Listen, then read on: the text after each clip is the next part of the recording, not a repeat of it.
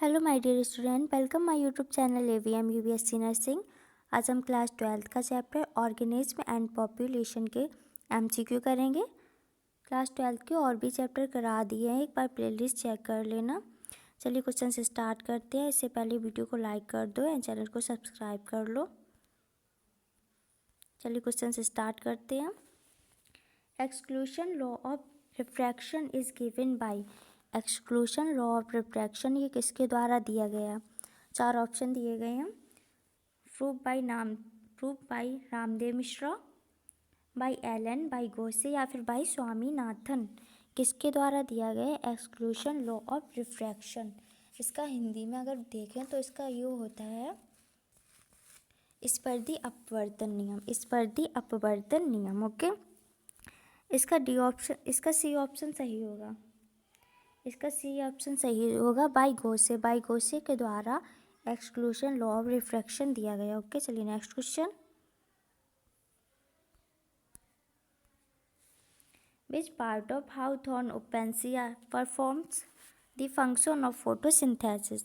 जो हाउथॉर्न ओपेंसिया का नागफनी का पूछा गया, कौन सा पार्ट है जो फोटोसिंथेसिस का फंक्शन करता है, फोटोसिंथेसिस का कार्य करता है? फ्लैट स्टेम, लीफ, फ्लावर या फिर थॉर्न्स? देखिए, जो ओपेंसिया का फ्लैट स्टेम होता है, ओपेंसिया का जो फ्लैट स्टेम है, ये फोटोसिंथेसिस का वर्क करता है। तो इसका ए ऑप्शन सही होगा। इसका ए ऑप्शन सही होगा। चलिए next question. Mammals living in cold climates usually have small ears and feet so that heat loss is minimal. देखिए, जो कोल्ड क्लाइमेट्स में मैमल्स रहते हैं, जो कोल्ड क्लाइमेट्स में मैमल्स पाए जाते हैं, इनके ईयर्स एंड फीट स्मॉल होते हैं ताकि हीट लॉस को मिनिमल किया जाए, हीट लॉस को कम किया जाए। ओके, इसलिए इनके ईयर्स एंड फीट स्मॉल होते हैं। ये नियम है, ये नियम किसके द्वारा दिया गया? 4 ऑप्शन दिए गए हैं। हेलेंस लॉ, एलेंस लॉ, ड्यूलेंस लॉ या फिर नन। इसका आंसर बी सही होगा। इसका आंसर बी सही होगा, एलेंस लॉ। ये एलन का नियम है। ओके, एलन के द्वारा ये नियम दिया गया है। जो कोल्ड क्लाइमेट्स में मैमल्स रहते हैं, इनके ईयर्स एंड फीट स्मॉल होते हैं ताकि हीट लॉस को कम किया जा सके। ओके, चलिए next question. The phenomena of diapause is related to. एक फिनोमिना है किसके? डाइपोज की। ये किससे रिलेटेड है? Adaptation of extremely temperature, adaptation of low temperature या फिर एडेप्टेशन टू हाई टेम्परेचर या फिर टूवर्ड्स ऑड कलर। इसको बताना है। डाइपोज फिनोमिना है, ये किससे रिलेटेड है? ओके, इसका बी ऑप्शन सही होगा, एडेप्टेशन टू लो टेम्परेचर के अनुकूलन से। ओके, चलिए next question. The second distinctive quality of the universe is. इसमें पूछा गया है जो समष्टि का दूसरा विशिष्ट गुण है वो क्या है? समष्टि का दूसरा विशिष्ट गुण क्या है? सेक्स रेशियो, बर्थ रेट, मॉरिलिटी या फिर यूरी थर्मल। इसका ए ऑप्शन सही जाएगा, सेक्स रेशियो। ये समष्टि का सेकेंड गुण है, सेक्स रेशियो। चलिए next question. Factors related to the forms and behaviour of the earth surface are called. Factor दिए गए हैं किसके? अर्थ सरफेस के। क्या? बिहेवियर, फॉर्म्स एंड बिहेवियर, स्वरूप और व्यवहारों के फॉर्म्स एंड बिहेवियर। पृथ्वी की सतह के फॉर्म्स एंड बिहेवियर मतलब स्वरूप और व्यवहार किससे संबंधित है? किस संबंधित कारक है? क्लाइमेट, बायोलॉजिकल, सॉइल या फिर टोपोग्राफिक। जो अर्थ सरफेस से जो फैक्टर दिए गए हैं forms and behaviour earth surface के लिए, इसका कारक है क्या? टोपोग्राफिक। इसका डी ऑप्शन सही जाएगा, टोपोग्राफिक। ओके, चलिए next question. Population density increases बताइए पॉपुलेशन डेंसिटी कब इंक्रीज होगी? ड्यू टू रैपिड मॉर्टेलिटी, मृत्यु दर, तीव्र मृत्यु दर से, due to abandonment of the country, स्वदेश त्याग से, या फिर लॉन्गिट्यूडनल रेजिस्टेंस, देशांतरवास, या फिर नॉन। इसका ऑप्शन सी सही होगा, लॉन्गिट्यूडनल रेजिस्टेंस से पॉपुलेशन डेंसिटी इंक्रीज होगी। चलिए next question, parasitism and predation occurs to. देखिए पहले तो देख लेते हैं पैरासिटिज्म एंड प्रेडेशन है क्या। पैरासिटिज्म एंड प्रेडेशन, इसमें क्या होता है, इन दोनों में एक कास्ट को तो बेनिफिट होगा एंड दूसरी कास्ट को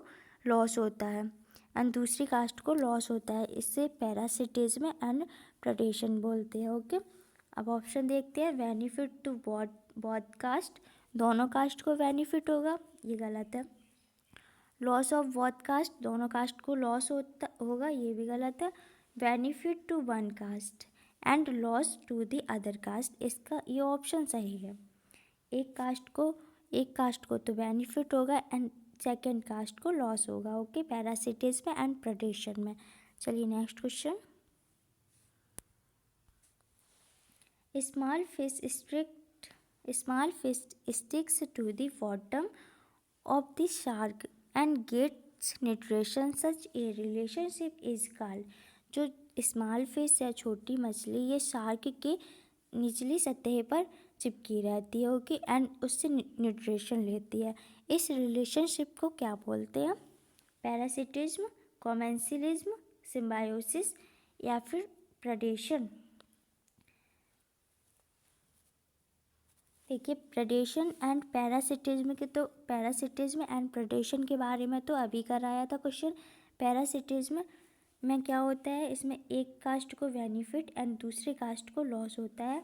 ऐसे ही प्रेडेशन भी है, एक कास्ट को बेनिफिट एंड दूसरी कास्ट को लॉस होगा। सिम्बायोसिस, ये सिम्बायोसिस दर्शाता है लाइकेन, जैसे कि लाइकेन है जो एल्गी प्लस फंगस के बीच सिम्बायोसिस एसोसिएशन को दर्शाता है, लाइकेन। ओके, कॉमेंसिलिज्म, इसका बी ऑप्शन सही होगा।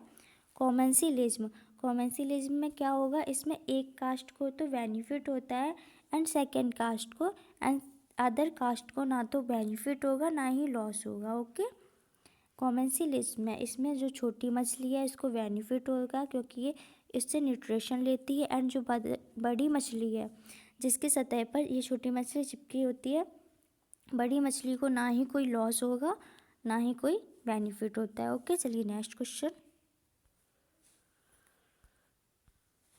Water holding capacity is maximum. 4 option दिए गए हैं, बताइए वाटर होल्डिंग कैपेसिटी किस में मैक्सिमम होगी? इन सैंड, बालू में, इन सिल्ट, गाद में, इन ग्रेवल, बजरी में, या फिर इन क्ले और क्ले सॉइल। इसका डी ऑप्शन सही जाएगा, क्ले में वाटर होल्डिंग कैपेसिटी सबसे ज़्यादा होती है, क्ले में। ओके, चलिए next question, what is present in abundance in the surface water of the lake के सरफेस पर किसकी प्रेजेंस सबसे ज़्यादा होगी? बताइए, organic matter, minerals, inorganic substance, या फिर पॉल्यूटेंट। इसका ये ऑप्शन सही होगा, ऑर्गेनिक मैटर की अधिकता सबसे ज़्यादा होती है झील की सतह पर। ओके, चलिए next question, in biological factor when what the cooperating species are benefited then this type of relationship is called। देखिए जैविक कारक में, बायोलॉजिकल फैक्टर में जब दो कास्ट हैं, दो सहयोगी कास्ट है, कॉपरेशन स्पीशीज है दो, जिनको दोनों को ही बेनिफिट हो रहा है, are benefited, cooperation species are benefited, दोनों को ही बेनिफिट हो रहा है। इस टाइप के रिलेशनशिप को क्या बोलते हैं? प्रीकॉपरेशन, म्यूटालिज्म, कॉमेंसिलिज्म, या फिर पैरासिटिज्म। पैरासिटिज्म के बारे में तो बताया ही था, एक कास्ट को एक कास्ट को बेनिफिट एंड सेकंड को लॉस। कॉमेंसलिज्म के बारे में भी बताया था, इसमें एक कास्ट को तो लॉस होगा एंड सेकंड को ना ही लॉस और ना ही बेनिफिट, एक कास्ट को इसमें बेनिफिट होगा एंड सेकंड को ना ही बेनिफिट होगा ना ही लॉस होगा। ऐसे ही म्यूटालिज्म होता है, इसका बी ऑप्शन सही होगा। म्यूटालिज्म में क्या होता है, इसमें दोनों कास्ट को ही बेनिफिट होता है। ओके, चलिए next question. The weathered organic substance present in the soil are called। बताइए, जो मृदा में उपस्थित अपचयित होते हैं कार्बनिक पदार्थों को कहते हैं। बताइए, present in soil organic substance क्या बोलेंगे, ह्यूमस टफ, ह्यूमिक कॉम्प्लेक्स या फिर नॉन। इसका ए ऑप्शन सही होगा, ह्यूमस। इसको ह्यूमस बोलते हैं जो सॉइल में प्रेजेंट होते हैं वेदर्ड ऑर्गेनिक सब्सटेंस। चलिए next question. Where do migratory birds come from the Keoladeo national park of Rajasthan. Rajasthan के जो केवलादेव नेशनल पार्क है, इसमें माइग्रेटरी बर्ड्स हैं, मतलब प्रवासी पक्षी। माइग्रेटरी बर्ड्स ये कहाँ से आते हैं, ऑस्ट्रेलिया, साइबेरिया, नाइजीरिया या फिर इथोपिया। इसका बी ऑप्शन सही होगा, साइबेरिया। जो राजस्थान का केवलादेव नेशनल पार्क है, इसमें जो माइग्रेटरी बर्ड्स लाए जाते हैं ये साइबेरिया से आते हैं। ओके, चलिए नेक्स्ट क्वेश्चन।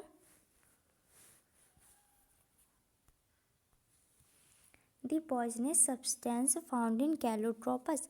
कैलोट्रोपस में पाया जाने वाला पॉइजनस सब्सटेंस कौन सा है, बताइएगा। कैफीन, क्विसीन, निकोटीन या फिर ग्लाइकोसाइड। देखिए, निकोटीन तो ये तंबाकू में होता है, निकोटीन तो तंबाकू में पाया जाने वाला पॉइजनस सब्सटेंस है, तंबाकू में। एंड कैलोट्रोपस में पूछा गया है पॉइजनस सब्सटेंस, इसका डी ऑप्शन सही होगा, ग्लाइकोसाइड जो कैलोट्रोपस में पाया जाता है ये एक पॉइजनस सब्सटेंस है। चलिए next question. Formula of exponential population growth का फॉर्मूला पूछा गया है, एक्सपोनेंशियल पॉपुलेशन ग्रोथ। इसको हिंदी में चरघातांकी जनसंख्या बोलते हैं। ओके, इसका फॉर्मूला डायरेक्ट याद रखना है। इसका फॉर्मूला होता है dn/dt is equal to rn। इसका बी ऑप्शन सही जाएगा, dn/dt is equal to rn। ये एक्सपोनेंशियल पॉपुलेशन ग्रोथ का फॉर्मूला है। हिंदी में होता है इसको चरघातांकी जनसंख्या वृद्धि। ओके, चलिए next. Thank you my dear student, please subscribe my YouTube channel AVM UBSC nursing. अगर वीडियो अच्छी लगी हो, क्वेश्चंस अच्छे लगे हो तो वीडियो को लाइक करिएगा, कमेंट करें, शेयर करें। और क्लास 12 के और भी चैप्टर करा दिए हैं, एक बार प्लेलिस्ट चेक कर लेना। चलिए, थैंक यू वेरी मच।